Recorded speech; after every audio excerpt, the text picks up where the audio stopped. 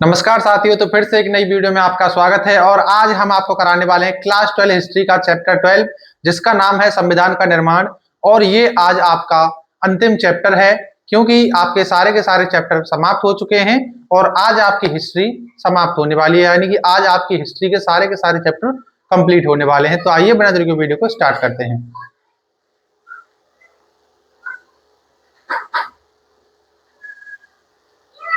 तो आज हम इसमें सारे के सारे सब्जेक्टिव क्वेश्चन करने वाले हैं, जो कि आपकी परीक्षाओं में पूछे जाते हैं। तो इस चैप्टर में से आपके ज्यादातर 4 से 5 क्वेश्चन ही पूछे जाते हैं, जिनमें से कभी कभी ही पूछे जाते हैं।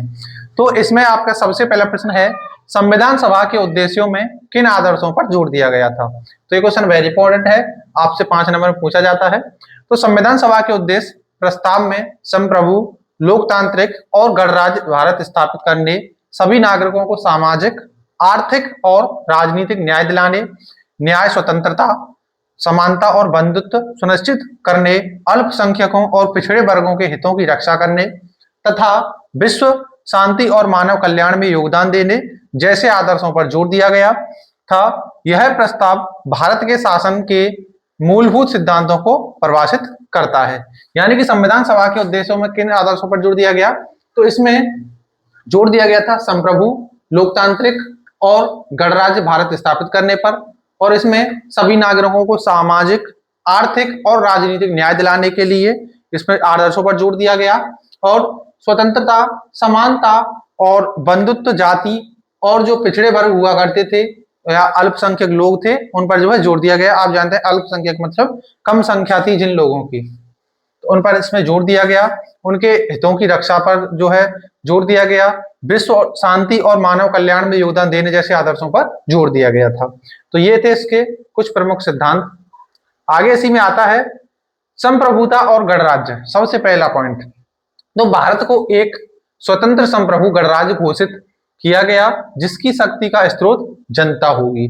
तो ये इसका पहला जोर था, यानी कि पहला जोर था इसका किसका, संविधान सभा का। दूसरा था न्याय, समानता और स्वतंत्रता। तो सभी नागरिकों को सामाजिक, आर्थिक और राजनीतिक न्याय दिलाने, कानून के सामने समानता और विचार, विश्वास, धर्म, पूजा, व्यवसाय की स्वतंत्रता का आश्वासन दिया गया। तीसरा था अल्पसंख्यक और पिछड़े वर्गों का संरक्षण। यानी कि अल्पसंख्यकों, पिछड़ी जातियों, जनजातियों, दलितों और अन्य कमजोर वर्गों के हितों की सुरक्षा की समुचित व्यवस्था की जाएगी। तो ये थे संविधान सभा की कुछ जो आगे आता है इसमें समाजवादी विचार। तो यह उद्देश्य बनाया गया कि भारत लोकतंत्र के उदार विचारों को आर्थिक न्याय के समाजवादी विचार के साथ जोड़ेगा। आगे आता है विश्व शांति और मानव कल्याण। तो भारत विश्व शांति और मानव कल्याण की उन्नति में अपना योगदान देगा, ये भी उस पर जोर दिया गया। आगे आता है लोगों द्वारा स्वीकृत शासन प्रणाली। तो भारत उस शासन प्रणाली को अपनाएगा जो उसके लोगों को स्वीकार होगी, ना कि अंग्रेजों द्वारा थोपी गई व्यवस्था होगी। तो ये थे संविधान सभा के आदर्श कुछ। अब अगला क्वेश्चन आता है, महात्मा गांधी को ऐसा क्यों लगता था कि हिंदुस्तानी राष्ट्रीय भाषा होनी चाहिए। तो ये क्वेश्चन आपसे 5 नंबर में पूछा जाता है। तो महात्मा गांधी का मानना था कि हिंदुस्तानी जो भाषा थी वो हिंदू और हिंदी, यानी कि हिंदी और उर्दू का मिश्रण थी, भारत की राष्ट्रीय भाषा होनी चाहिए, क्योंकि यह आम लोगों के लिए सुलभ थी और विभिन्न समुदायों के बीच एकता ला सकती थी। उनका उद्देश्य ऐसी भाषा को बढ़ावा देना था जो एक धार्मिक समूह से संबंधित ना हो, ताकि भाषाई बाधाएं कम हो और राष्ट्रीय एकता को बढ़ावा मिले। तो ये थे महात्मा गांधी। ऐसा क्यों लगता था उनको कि हिंदुस्तानी राष्ट्रीय भाषा होनी चाहिए। तो महात्मा गांधी का मानना था जो हिंदुस्तानी भाषा है वो हिंदी और उर्दू का मिश्रण है, इन दोनों से मिलकर बनी हुई है और सभी लोग जो है ऐसे अच्छे से समझते भी हैं और इससे जो है हमारे लोगों में एकता भी बढ़ेगी। आगे इसमें आता है पॉइंट व्यवहारिकता और सुलभता। तो गांधी जी का मानना था कि एक राष्ट्रीय भाषा ऐसी होनी चाहिए जिसे आम जनता आसानी से समझ सके। तो हिंदुस्तानी भाषा एक ऐसी भाषा थी जिसे आम जनता आसानी से समझ सकती थी। हिंदुस्तानी हिंदी और उर्दू के मिश्रण के रूप में भारत के एक बड़े हिस्से की लोकप्रिय भाषा थी। यानी कि जो हिंदुस्तानी भाषा थी वो हिंदी और उर्दू के मिश्रण की भारत में एक काफी बड़े हिस्से में बोली जाती थी, जो कि एक लोकप्रिय भाषा थी। आगे आता है एकता का सूत्र। तो गांधी जी चाहते थे कि हिंदुस्तानी एक ऐसी भाषा बने जो हिंदुओं और मुसलमानों के साथ साथ विभिन्न क्षेत्रों के लोगों को एक साथ जोड़े।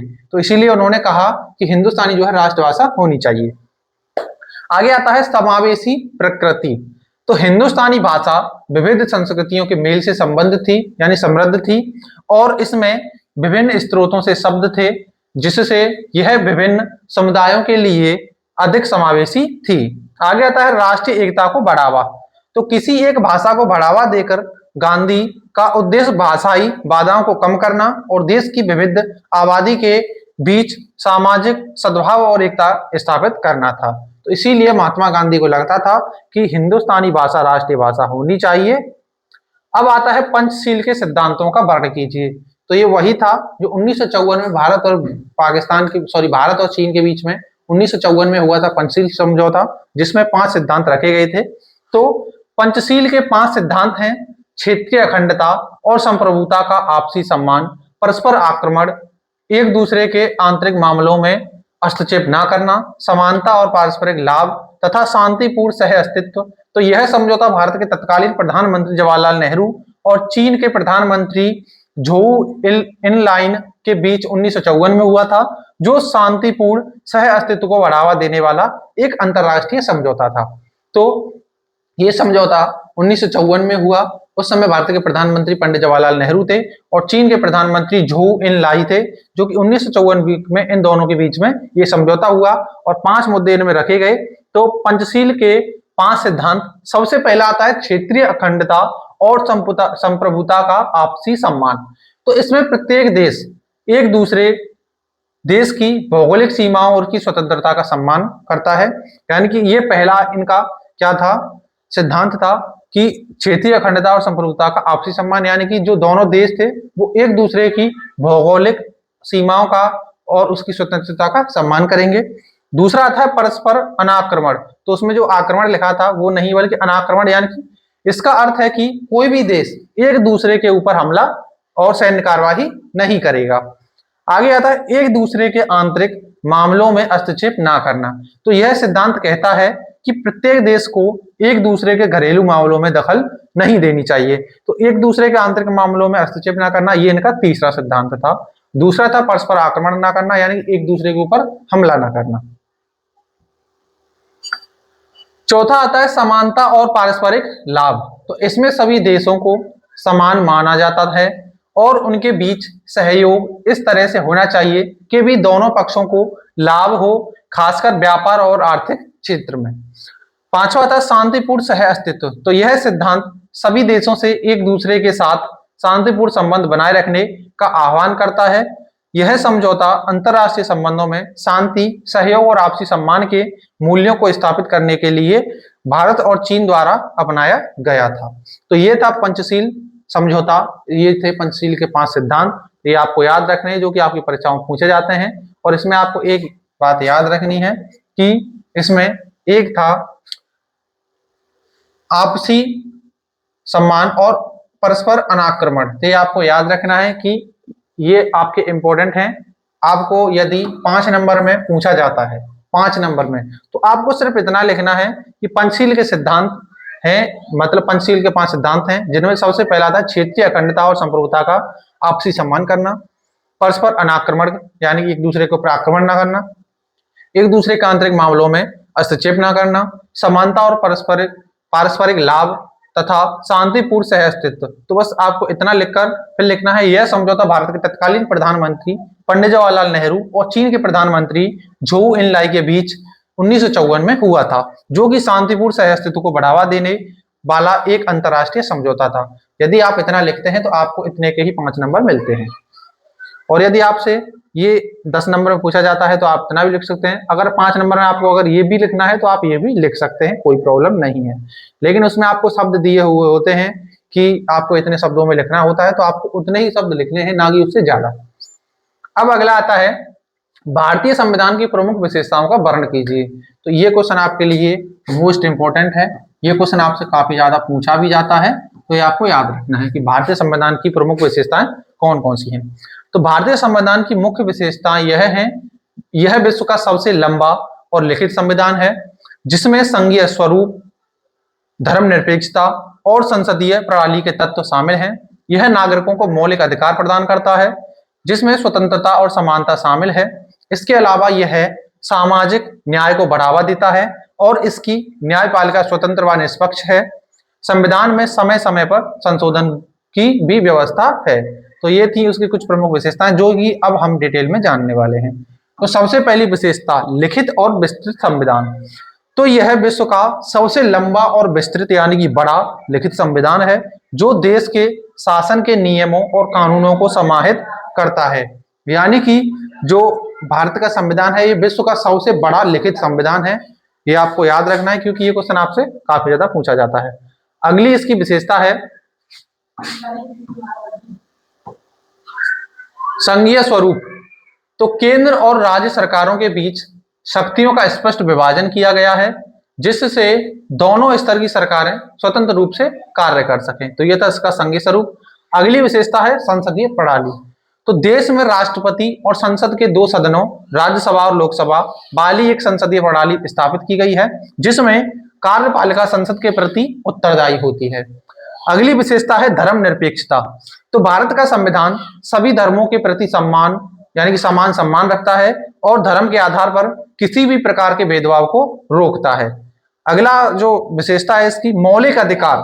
तो नागरिकों को समानता, स्वतंत्रता, धार्मिक स्वतंत्रता और शोषण के विरुद्ध अधिकार जैसे महत्वपूर्ण मौलिक अधिकार भी दिए गए हैं। तो ये है भारतीय संविधान की कुछ विशेषताएं। अभी और हैं, जिनमें संविधान की सर्वोच्चता। तो भारतीय संविधान सर्वोच्च कानून है और सरकार के सभी कार्य इससे ऊपर नहीं हो सकते हैं। अगला आता है न्यायपालिका की स्वतंत्रता। तो देश की न्यायपालिका स्वतंत्र है और संविधान की रक्षा करती है, जो न्याय सुनिश्चित करती है। अगली जो इसकी विशेषता है वो है सामाजिक न्याय। तो संविधान सामाजिक न्याय को बढ़ावा देने के लिए पिछड़े वर्गों के लिए विशेष प्रावधान करता है। अगला है संशोधन की व्यवस्था। तो संविधान में आवश्यकता अनुसार संशोधन करने का प्रावधान है, जिससे इसे समय और जरूरतों के अनुसार बदला भी जा सकता है। तो इसमें संशोधन करने के लिए व्यवस्था की गई है। यदि संविधान में कोई भी कमी होती है तो उसमें संशोधन किया जा सकता है। अब आता है अगला मोस्ट इंपोर्टेंट क्वेश्चन कि संविधान सभा के गठन को स्पष्ट कीजिए। तो यानी कि संविधान सभा का गठन कैसे और किस प्रकार हुआ। तो संविधान सभा का गठन 1946 में कैबिनेट मिशन योजना के तहत प्रांतीय विधानसभाओं द्वारा चुने गए सदस्यों के साथ किया गया था, जिसका उद्देश्य भारत के लिए एक संविधान का निर्माण करना था। पहली बैठक 9 दिसंबर 1940 को हुई, जिसके बाद डॉक्टर राजेंद्र प्रसाद अध्यक्ष बने और BN राव को संवैधानिक सलाहकार नियुक्त किया गया। संविधान सभा ने 2 साल 11 महीने और 18 दिन की अवधि में संविधान का मसौदा तैयार किया, जिसे 26 नवंबर 1949 को अपनाया गया यानी कि पूरा किया गया और 26 जनवरी 1950 को पूरे भारत में इसको लागू किया गया था। तो आपको याद रखना है कि जो संविधान सभा का गठन हुआ था वो 6 दिसंबर 1940 को हुआ। इसकी पहली बैठक 9 दिसंबर 1940 को हुई, दूसरी बैठक 11 दिसंबर 1940 को हुई और तीसरी बैठक 13 दिसंबर 1940 को हुई थी। और इसके जो अध्यक्ष बने थे वो बने थे डॉक्टर राजेंद्र प्रसाद। यदि आपसे पूछा जाए कि जो पहले जो अस्थाई जो अध्यक्ष बने थे वो थे डॉक्टर सच्चिदानंद सिन्हा, फिर बाद में इनको बनाया गया यानी डॉक्टर राजेंद्र प्रसाद को, और इसके संवैधानिक सलाहकार जो है BN राव को द्वारा बनाया गया। और हमारे संविधान का निर्माण जो है 2 साल 11 महीने 18 दिन में हुआ, जो कि 26 नवंबर 1949 को पूरा हुआ और 26 जनवरी 1950 को इसको लागू किया गया था। आप जानते हैं कि भारत कब आजाद हुआ। तो 15 अगस्त 1947 को भारत आजाद हुआ। 14 अगस्त 1947 को पाकिस्तान आजाद हुआ और 15 अगस्त 1947 को भारत आजाद हुआ। तो ये आपको याद रखना है, ये इंपॉर्टेंट क्वेश्चन है। तो अब आपका ये चैप्टर यहीं समाप्त होता है। इसके सारे के सारे सब्जेक्टिव क्वेश्चन यहीं समाप्त होते हैं। उम्मीद है कि आपको वीडियो पसंद आई होगी। यदि आपको वीडियो पसंद आई हो, क्वेश्चन अच्छे से समझ में आए हो, तो प्लीज वीडियो को लाइक कर देना। आप चैनल नए हो तो चैनल को जरूर सब्सक्राइब कर लेना, ताकि आपकी तैयारी ऐसे चलती रहे। और अब हम आपको कराएंगे इसके सारे के सारे मॉडल पेपर्स, कुछ ऑब्जेक्टिव क्वेश्चन, कुछ सब्जेक्टिव क्वेश्चन। इसकी आपकी ऐसे ही सीरीज चलती रहेंगी, तब तक आपके पेपर नहीं आएंगे। तो प्लीज अपने चैनल पर इस पर बने रहिएगा, ताकि आपकी तैयारी अच्छे से बनी रहे और हम उम्मीद करते हैं कि आपको ये अच्छे से समझ में आएंगे और आपकी तैयारी भी बेहतर रहेगी। और ये हमारी गारंटी है कि हम जो क्वेश्चन कराते हैं वो आपकी परीक्षाओं में ज्यादातर आते हैं। और अब जो हम मॉडल पेपर कराएंगे उनमें आपके सारे के सारे इसका रिवीजन भी होता रहेगा, आपको इनको दोबारा से पढ़ने की जरूरत भी नहीं पड़ेगी। तो मिलते हैं अगली वीडियो में, तब तक के लिए जय हिंद, वंदे मातरम।